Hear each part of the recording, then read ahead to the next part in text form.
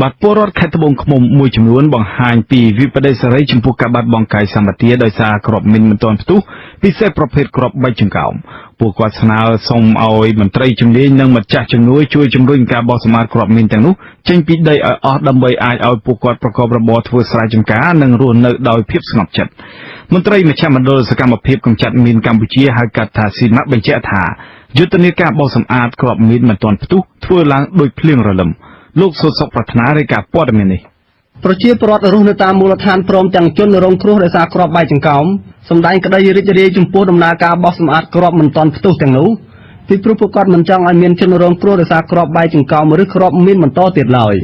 ការលើកឡើងរបស់ប្រជាពលរដ្ឋពេលនេះនៅក្នុងដំណើរទស្សនកិច្ចរបស់ក្រុមអ្នកសារព័ត៌មានហើយមានការចូលរួមពីសំណាក់ប្រជាពលរដ្ឋមន្ត្រីអាជ្ញាធរមូលដ្ឋាននិងមន្ត្រីជំនាញដែលរៀបចំឡើងដោយអង្គការជនពិការអន្តរជាតិឬហៅថាអង្គការ Handicap International ដើម្បីពិនិត្យអំពីដំណើរការចំពោះការបោះសម្អាតគ្រាប់បែកចង្កោមដែលនៅសេសសល់ពីសម័យសង្គ្រាមប្រជាពលរដ្ឋរស់នៅភូមិទួលវិហារឃុំជីរ៉ូ2ដែលជាជនរងគ្រោះដោយសារគ្រាប់បែកចង្កោមលោកប្រាក់ឲ្យដឹងថាលោកត្រូវពីការប្រអប់ដៃស្ដាំដោយសារតែអំបែងគ្រាប់បែកចង្កោមកាលពីឆ្នាំ1973លោកបន្តថាបច្ចុប្បន្នពួកគាត់ធ្វើស្រែដោយប្រថុយប្រឋានពីព្រោះខ្លាចប៉ះចំគ្រាប់មិនទាន់ផ្ទុះដែលបន្សល់ទុកពីសម័យនោះបណ្ដាលឲ្យមានគ្រោះថ្នាក់បញ្ហានេះលោកចង់ឲ្យមន្ត្រីស៊ីម៉ាជួយរុករកឬដោះយកគ្រាប់បែកចេញឲ្យអស់ពីដីរបស់ពួកគាត់ទៅជួអីហ្នឹងមានប៉ះផ្ទុះអីទៅហើយជួនកាលដើរប៉ះទៅវាមានប៉ះពាល់ផ្នែកហ្នឹងធ្វើការងារវាពិបាកអញ្ចឹង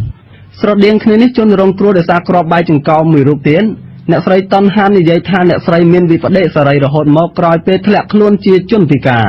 គឺថាមិនដីខ្ញុំមិនពិតប៉ុន្តែមកដល់មានដល់អីគឺខ្ញុំសប្បាយកុំឲ្យវាមានគ្រោះថ្នាក់ទៅមុខទៀតកុំឲ្យវាមានប៉ះពាល់បាក់ជើងបាក់ដៃនិងបាត់បង់អាយុជីវិតគ្រាប់បែកចង្កោមត្រូវបានគេឲ្យនិយមន័យថាជាគ្រាប់បែក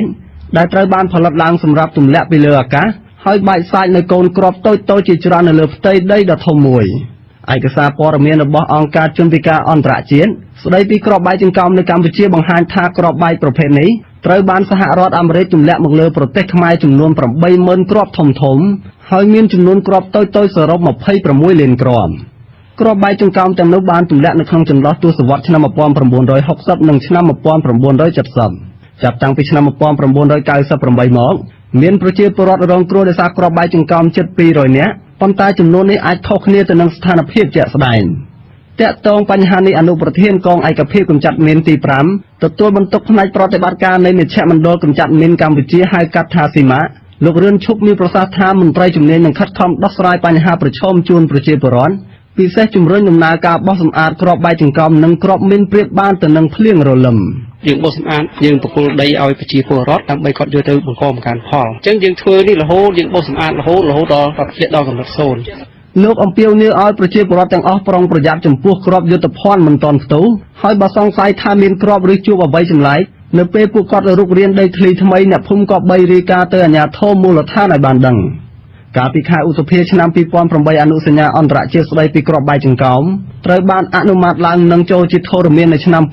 2010 អនុសញ្ញានេះហាមឃាត់មិនឲ្យប្រើប្រាស់ឬផលិតនិងមិនត្រូវស្តុកទុកគ្រាប់បែកចង្កោមឡើយ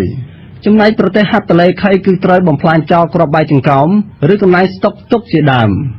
ប្រធានកម្មវិធីតស៊ូមតិលើអនុសញ្ញាស្តីពីគ្រាប់បែកចង្កោមកញ្ញាគីមបលីឲ្យដឹងតាមរយៈអ្នកបកប្រែថាដោយសារឃើញពីផលប៉ះពាល់យ៉ាងច្រើនដល់ប្រជាពលរដ្ឋក្នុងការរស់នៅ